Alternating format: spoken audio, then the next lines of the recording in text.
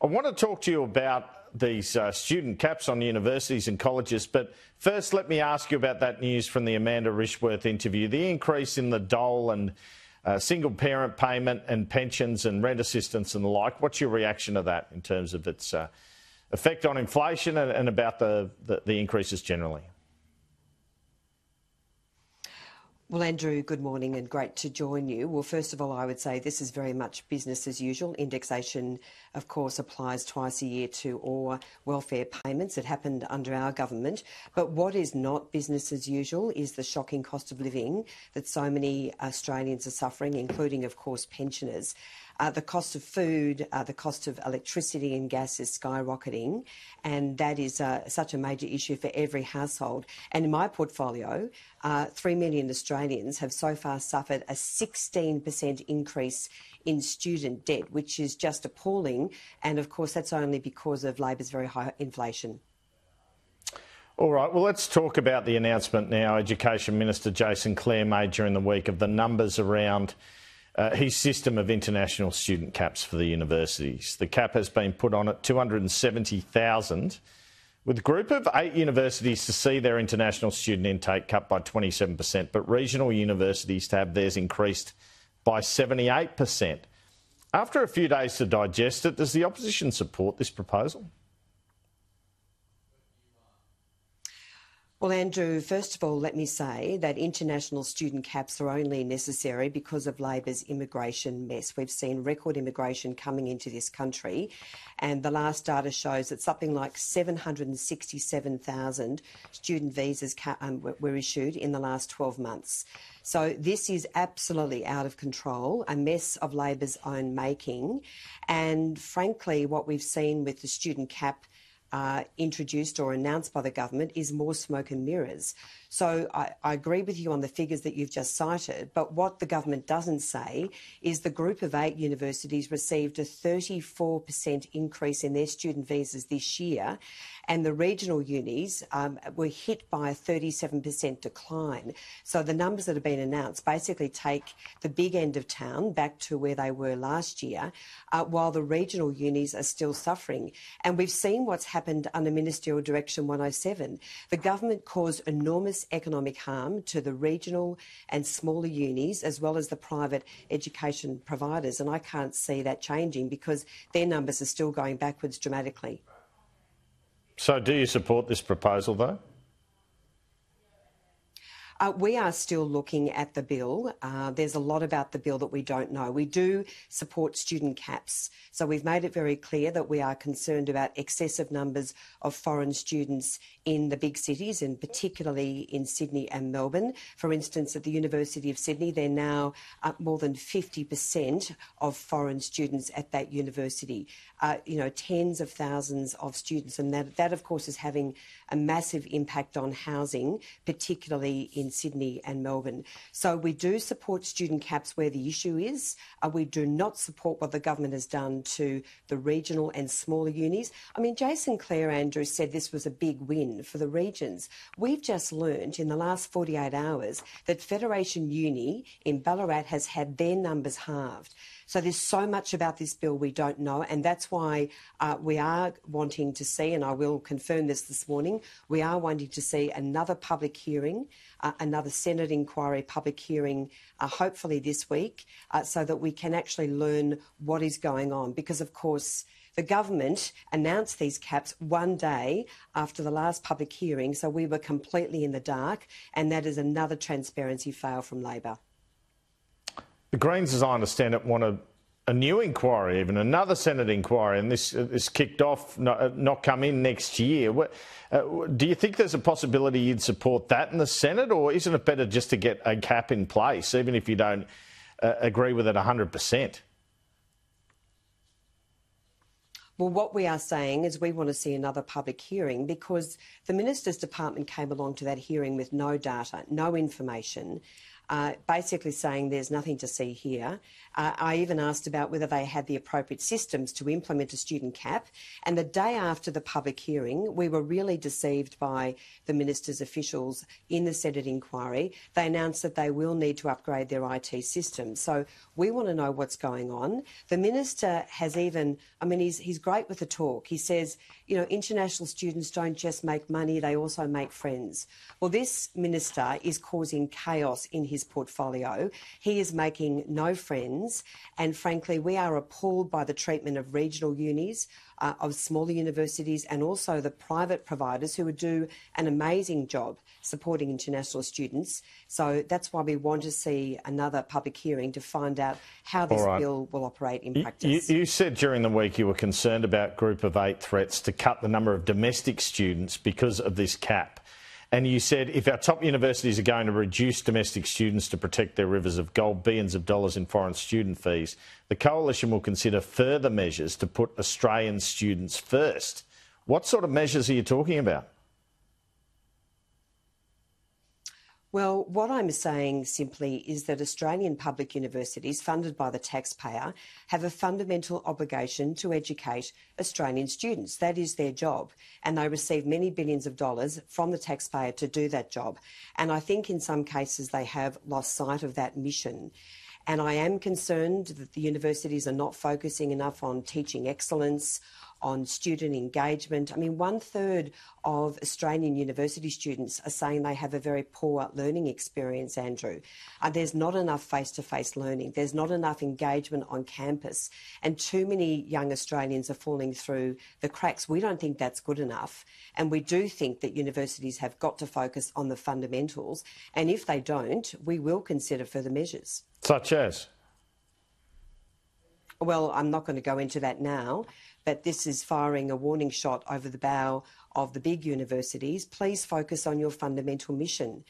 From the data that we have seen, it looks like undergraduate students, for instance, at the University of Sydney, there is not as many now as there was 25 years ago.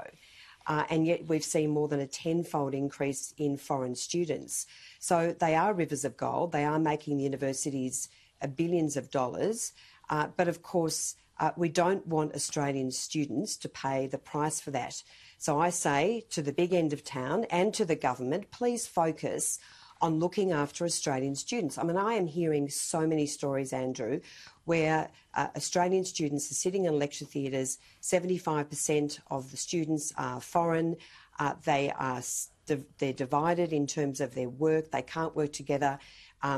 Even foreign students are using Google Translate. They're holding their phone up to a lecturer to understand what's going on.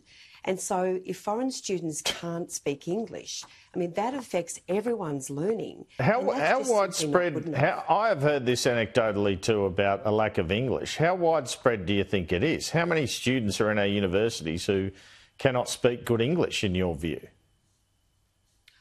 I think it is very widespread. So there was the story a few weeks ago about a young first-year commerce student at Melbourne Uni. He's just left commerce because his entire tutorial was basically being spoken in Mandarin, including from the tutor. The occasional bit of English here and there, but every other student in his class was a foreign student. They were all speaking in Mandarin, and he was just in despair. He couldn't learn, and that is not good enough. So, as I say, the universities have got to focus on their fundamental obligation to Australians, and that is teaching excellence, getting back to basics, face-to-face learning, and making sure that they are delivering high-value degrees. I think too many Australians are leaving university without a high-value degree. All right, well, the government has announced this policy in the context of reducing net migration from the current level this year, 528,000 to 260,000. To explain to the viewers, that's people coming into the country versus people leaving the country. That includes tourists, that includes everyone, especially includes international students. Now, Peter Dutton has said he wants to cut net migration from that 528 or that 260 to 160,000. So would you introduce even lower caps on the number of foreign students? You'd have to, wouldn't you, if elected? Well, we will have more to say about net migration closer to the election, Andrew, but what I will say now is that we are determined to stop Labor's Big Australia policy. We want a better Australia. We're not a big Australia. And frankly, these numbers have absolutely run out of control. Every single forecast the government talks about is wildly off the mark. And, you know, as I say, Australians have got to be able to access, and those who come to this country have got to be able to access basic services, getting to the doctor, finding a house to rent. So, I mean, in places Sarah like Henderson, sorry to interrupt, but your student cap would be under 270,000, wouldn't it? It'd have to be. I'm not saying what it would. I'm not saying what it would be, Andrew, at this stage, because frankly, there is so much about what the government is doing that we do not know. And of course, this bill allows them to make all these covert, secret arrangements with every single university under the cover of darkness. So I've approached universities saying, "What is your cap?" And they won't tell me. Some will tell me. And of course, we've also had a situation where private higher education providers who've spent 3 years getting their registration to open their doors to do a really good job have been told you've got no allocation next year. Okay. Frankly, it's a complete mess. But you would, can you confirm you would consider a lower cap? You said you're going to say more about net migration. Just yes or no, would you consider a lower cap? I'm not going to give any... I'm not going to give any commitment about what cap we would consider. Our commitment is to reduce the numbers, the excessive numbers in our major metropolitan cities, and that is where the big pressure points are, Andrew. And our commitment is also to look after the regions because they have been decimated by this government. OK, I wanted to ask about the schools agreement the government is seeking to reach with the states. WA is due to sign up this week to an extra $16 billion. Other states are unhappy with what they're being offered. Would a coalition government seek to offer more? Where would you stand?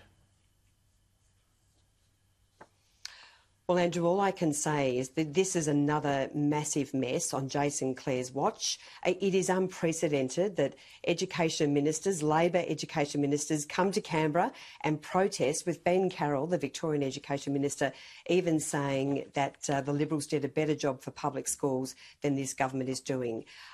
Look, the bottom line is the government misled Australians when they said, look, we are going to deliver full and fair funding to public schools because the Commonwealth is actually currently meeting its Gonski obligations. So we will wait and see what the government is going to do. But frankly, they are involved in a school funding war when Jason Clare should be delivering the national reforms that we need to lift student standards. I mean, 1 in 3 children is failing NAPLAN. Standards are declining. We do need explicit instruction. We do need all the evidence-based teaching methods in every Australian classroom. And on that particular mission, Jason Clare has really failed because there is no national reform agreement. Nearly out of time, Sarah Henderson. Thanks for your time. Let me ask you briefly about 2 other issues. The census, the flip by the PM on the question around sexual orientation. Well, how do you think he's handled this? Oh, look, it's an absolute shambles, frankly, Andrew. 1 minute we have Jen Chalmers and Richard Marles saying how divisive this is, and then we have the Prime Minister walking this back. Look, the bottom line is we will work with the government on any questions in the census, but it just goes to show that the government is all at sea, even on its own election commitments. And Tanya Plibersek's decision on the Blaney gold mine, what's your reaction to that? What do you think of her motivations, and do you have confidence the opposition can overturn this with a disallowance motion in the Senate? Look, I very much hope so, because this decision must be overturned. This gold mine must proceed. And I heard what Amanda Richworth just said to you, saying that the Minister Plibersek has not rejected the gold mine. Well, that's rubbish. Because in rejecting the tailings dam, she has rejected the gold mine. And the gold mine company has said, look, it will take at least another 5 or perhaps 10 years to find another location. They've already spent 5 years doing this. They've met every hurdle. But this is all about Tanya Plibersek looking after inner city Green voters and not looking after regional Australia. And that is, frankly, an absolute disgrace.